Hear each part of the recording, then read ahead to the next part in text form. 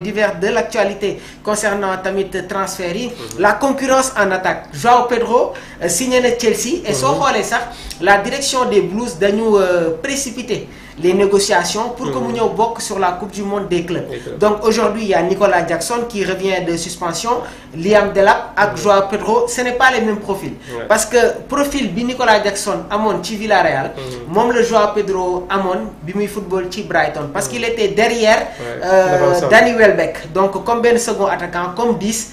Nicolas Jackson bi muy démarré Villarreal rôle boobu la amoon derrière Gérard Moreno. Léegi lan la Enzo Maresca war a indi concernant tamit le trio d'attaque parce que man jàpp naa ne que Enzo Fernandez, Moses Caicedo ak Cole Palmer ñoom ñooy former le milieu de terrain. Léegi en attaque il y a la concurrence sur les flancs, il y a Pedro Neto, Noni Madueke, Estevao, est-ce qu'il va être titulaire dès le début? C'est des points d'interrogation. Nicolas Jackson, est-ce que day nekk dans la continuité?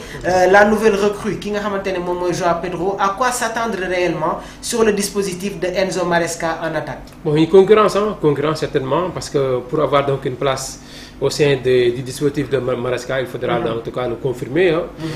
te fii lay tàmbalee par rapport ak seen tournoi bi ñuy def nii bu ñu si noppee dañuy dem defaat yeneen ci ay match yoo xamante ne ay match amicaux la. laataa ñuy entamer le championnat donc de la Premier League anglaise.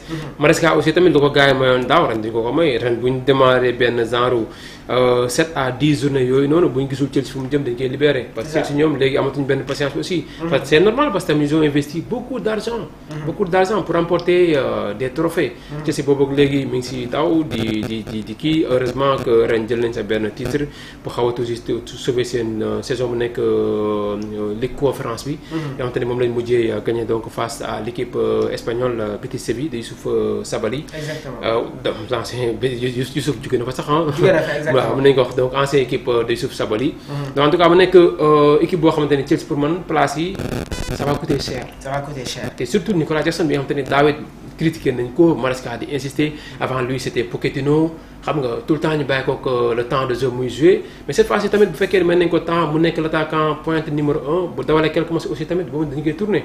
andi Delap wala Pedro Neto bi nga wax ba tamit Chelsea dafa bëgg a remporter. te une équipe qui veut remporter des titres doit marquer des buts. Doit compter sur ses attaquants. Raison pour laquelle ils se sont renforcés. donc loolu tax léegi ñu bëgg léegi maanaam ay buts ñu koy marqué parce que daa booy xool seen buts yu bëri Hernandez ngay dégg moo ko dugal. wala le gars au début Palmer. Cole Palmer. te fin de saison dafa am benn genre chute bu mu amoon. surtout que après les absences de Nicolas Jackson c'était important. seen diggante. waaw c'est ça. donc c'est Nicolas qui libère des espaces derrière moo tax souvent pour mu leen marquer ay buts dara yomb alors que les autres attaquants ñoom ils veulent marquer. ñoom bëgguñu def ay passes décisives mais dañuy bëgg di marquer parce que xam nañu marquer boobu moo leen téye si équipe bi. donc peut-être Nicolas tamit nag loolu desee am ba léegi quoi maanaam flair de buteur boo xamante ne ak tuuti égoïsme bu Salah amoon. yaa ngi koy wax sànq. Chelsea soxla nañu benn buteur boo xamante ne par saison il met 25 buts.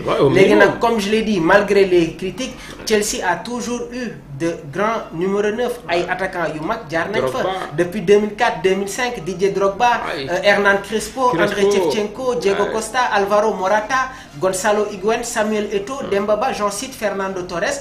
donc Nicolas Jackson war na xam ne que il est dans un grand club et il doit s'imposer au sein de cette équipe des Blues. en tout cas loolu la ñuy xaar si moment mu imposer carrément. bu fekkee ni ren moom pour man c'est sa dernière chance mais bu fekkee ni benn à un moment donné.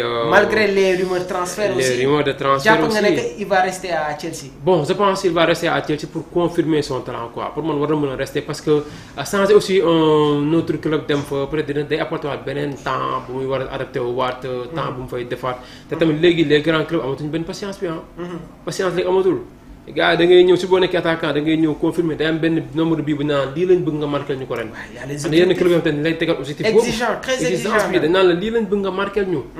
waaw bu fekkee marqué woo ko pour ñoom defoo saison bu ñu bëgg nga def. bu fekkee marqué nga ko nag ñu xam ne bon objectif bu ñu santoon yow def nga ko déwén ñu xool ban étape la ñuy tegaat donc Nicolas daaw bon il est en dessous de 20 buts donc par saison pour moi c'est minimum. c'est minimum pour un attaquant boo xam ne pratiquement toutes les rencontres da nga nekkoon titulaire. exactement xam nga. te dañuy xaar mu gën a tamit defar son ratio de but loolu la ñuy xaar si moom. très bien donc sinon rek day perte place am.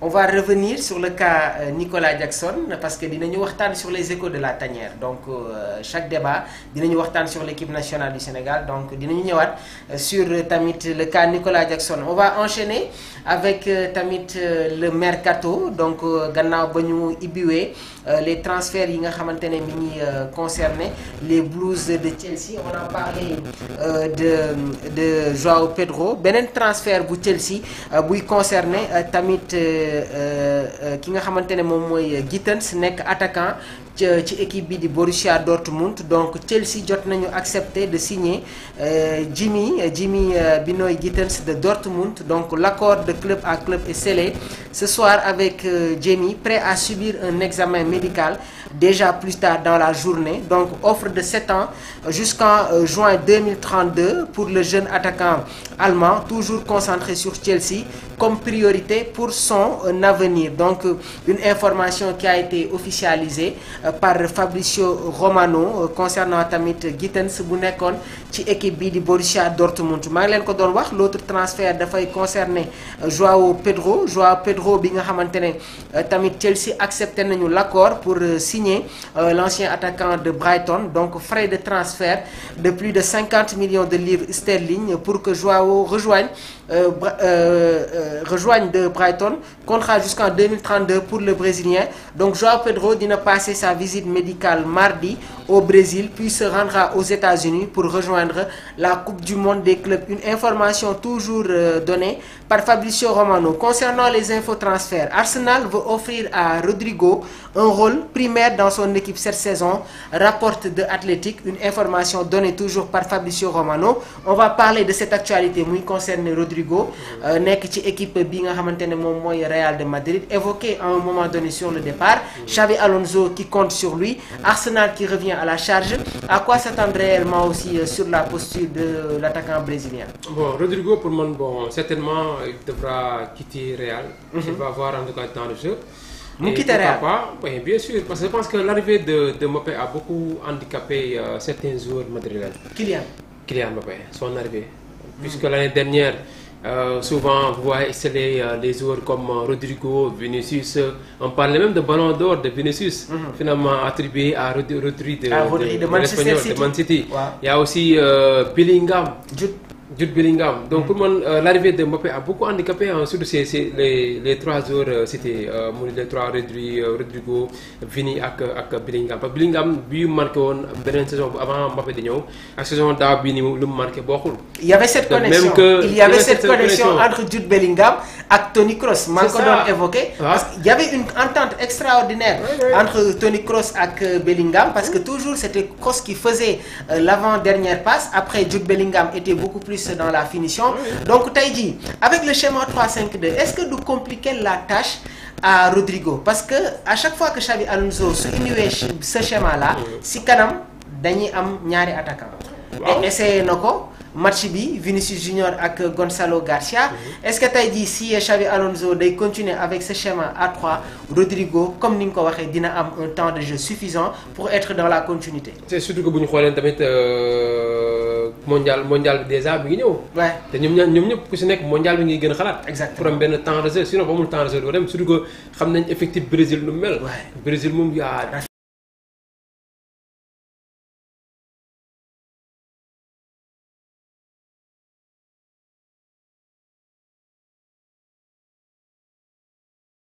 du temps de jeu et faire partie des joueurs qui seront donc à la prochaine Coupe du Monde. Exactement. La Seleção, raison avec également l'entraîneur Carlo Ancelotti.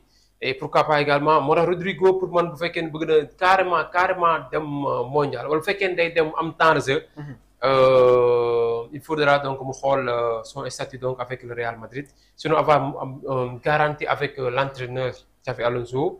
Sinon mu jéem dem club bu melni Arsenal bi te bu fa démé mën na fa am temps de jeu Arsenal pour moi il y a beaucoup de paramètres yoo xamante ne dañ di manqué woon na leen te le gars il est conscient donc en tout cas de ses manquements Arteta raison pour laquelle il insiste sur Rodrigo pour que mu ñëw Arsenal te pour man bu fa demoon dina nekk jour boo xamante ni dina fa mën a confirmer. Parce que Arsenal que mi ngi ci ay piste déjà il y a Rodrigo parce que avant tamit Xavi Alonso di def cette conférence de presse di évoquer le cas de Rodrigo le Real de Madrid jotoon